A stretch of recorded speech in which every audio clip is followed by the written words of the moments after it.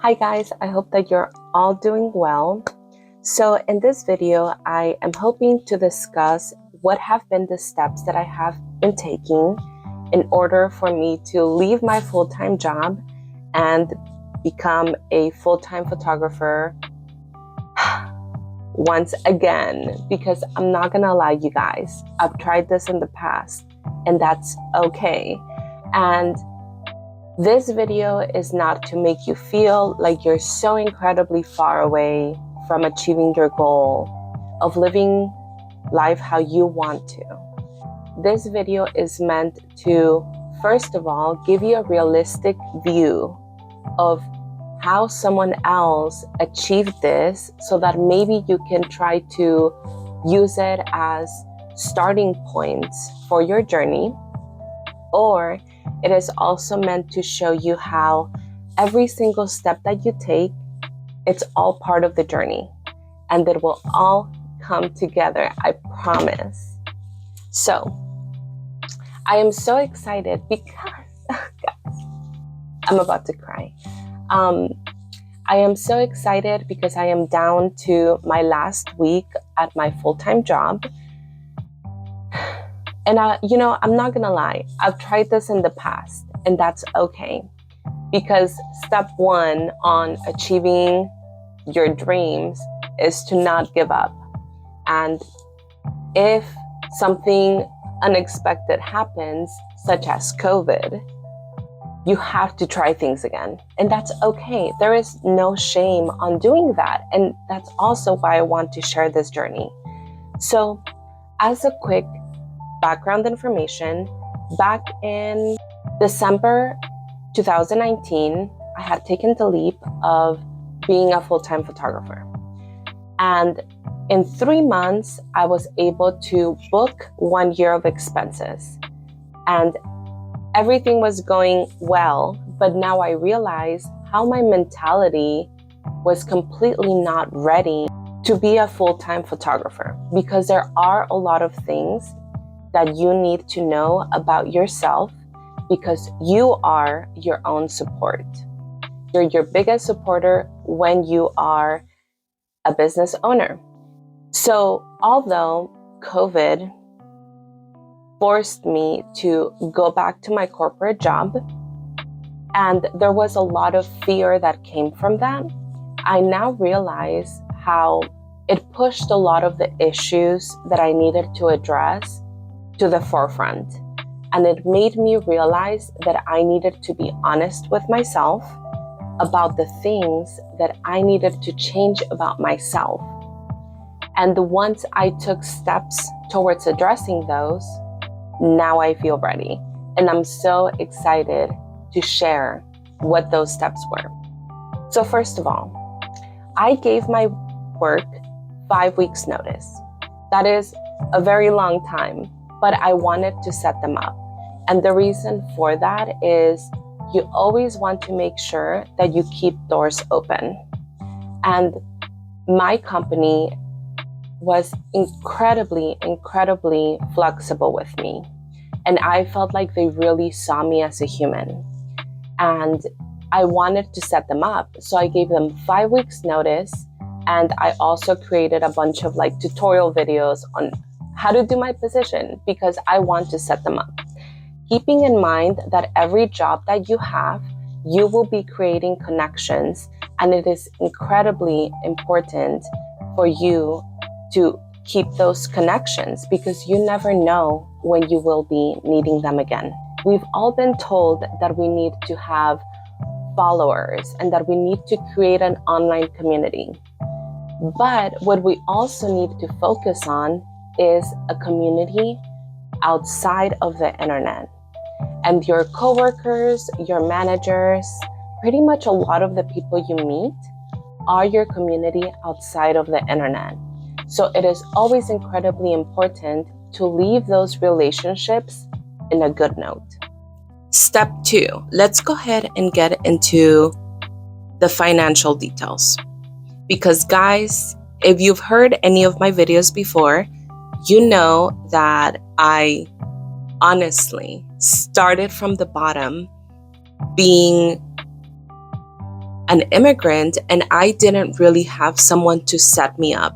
So I've always had to set myself up, which is great life lessons, and we will discuss those later on. But in order for me to feel comfortable with giving myself enough time to start my business and to keep going even if times get a little tough, I saved about 15 months of expenses. And I know that sounds like a lot, but I want you to know that it took me a very long time to save that. And it took me to sometimes work 2 jobs or to tell myself no to certain luxuries that people were buying around me, such as new cars or designer purses. Because at the end of the day, I had to ask myself, well, do those things really make me happy? And the truth is, they don't. What makes me happy is having my freedom of time, having my freedom of expression, and having the freedom of choosing what habits I want to do every single day. Now, I have a 2008 Honda Fit, which I love, and that car has already been paid off. I have no credit card debt, and I do have credit cards that I use towards utilities, and then I pay off those utilities to zero every single month just so that I can accrue some points of that. We also have our niece living with us, so we are able to split the expenses between 3 people instead of just 2. So that has always helped as well. Another thing to keep in mind is that for a very long time, before I was able to afford my house with my husband, which we bought back in 2017, I was living in rooms. I was renting rooms from people. And, that felt incredibly awkward, but it's something that those are small steps of life that you have to live through. And they're just preparing you for your final goal. Now, how did I prepare mentally? This is such a tough one because I feel like there are 3 parts of this. There is my physical health, my emotional health, and my nutritional health. And I feel like all of these come hand in hand. So let's go ahead and start with our nutritional health. So as a millennial and as someone who grew up with a single mom, I was never taught how to properly feed myself. And I was in denial about that for a very long time.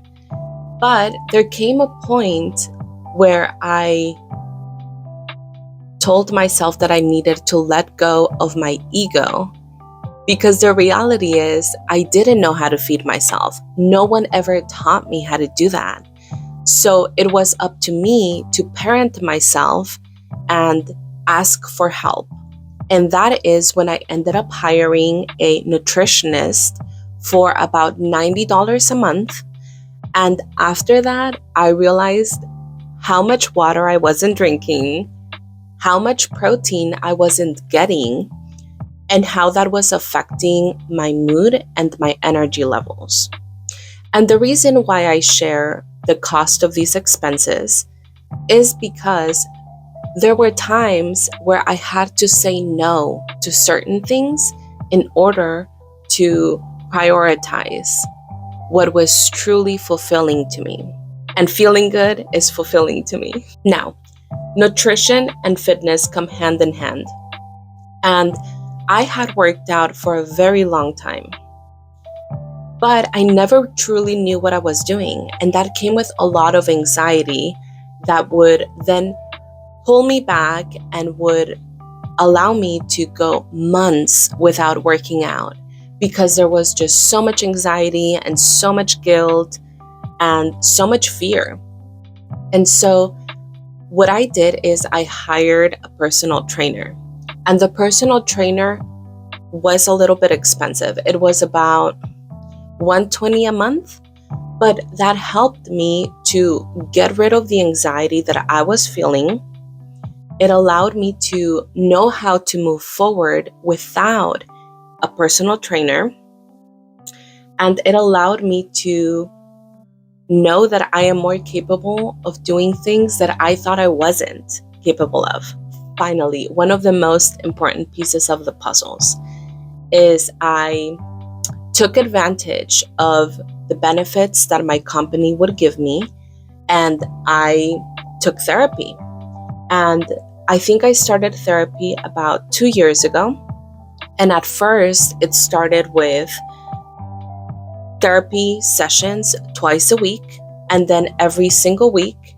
And then now we're down to like monthly. Now, I cannot explain how helpful therapy has been, but it allowed me to see how pretty much for my whole life, I have been using fear and anxiety as a driving power to get me to next steps.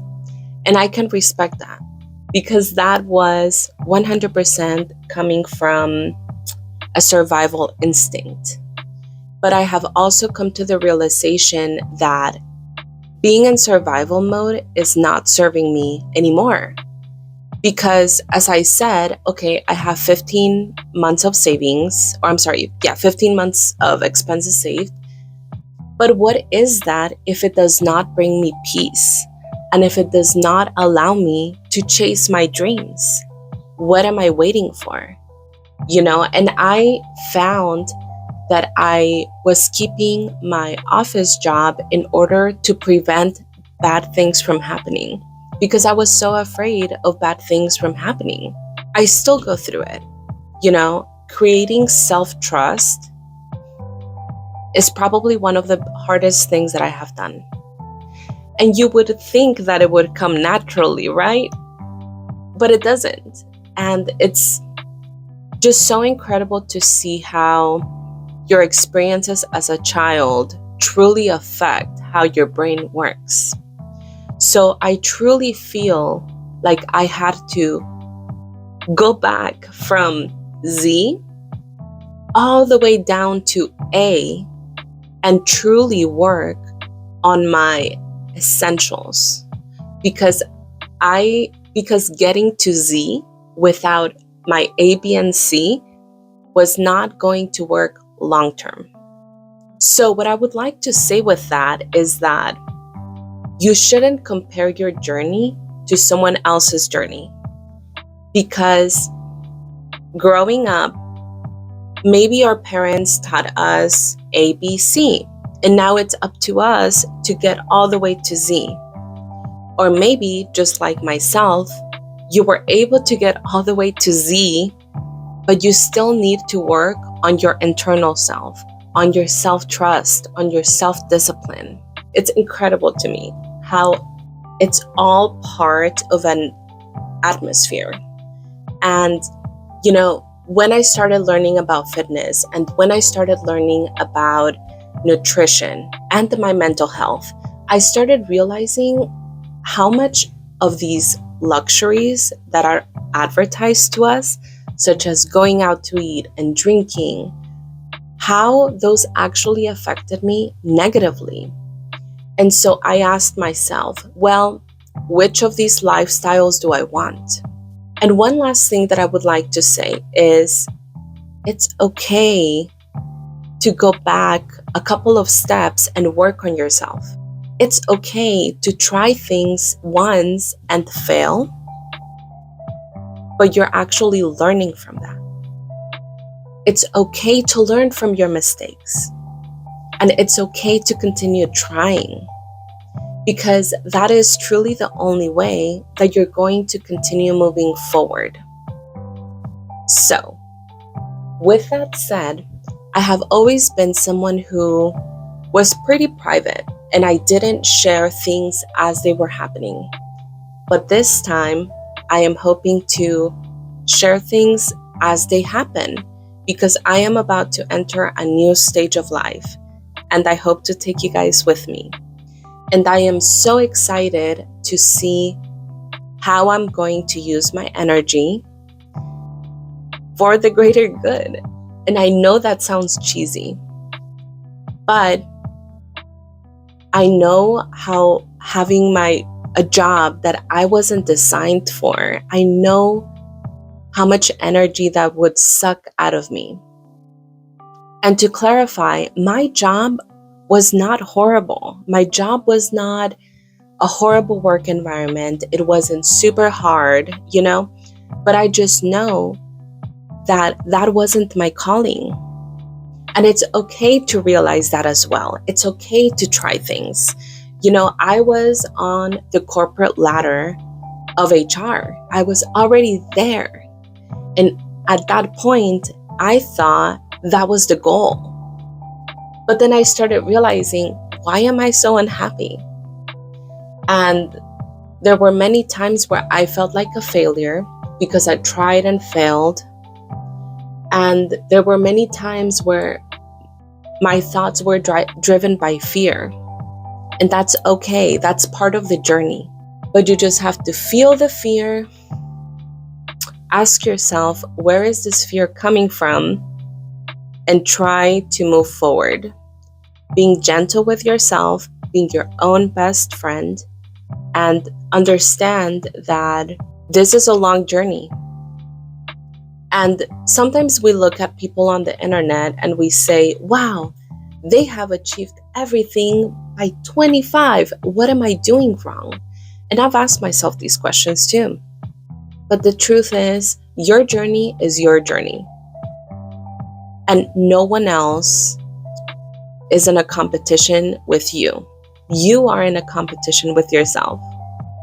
So I hope that this was helpful. I know that this was a long one, but I am excited to have you guys here, and I hope to continue hearing from you guys. And I'm so excited. I'm so excited to share about the habits that I'm going to continue and where my thoughts are, and trying new things and share those things with you so that hopefully you can share those things with me as well. Well, I hope that you guys have a beautiful day, and I will see you guys later.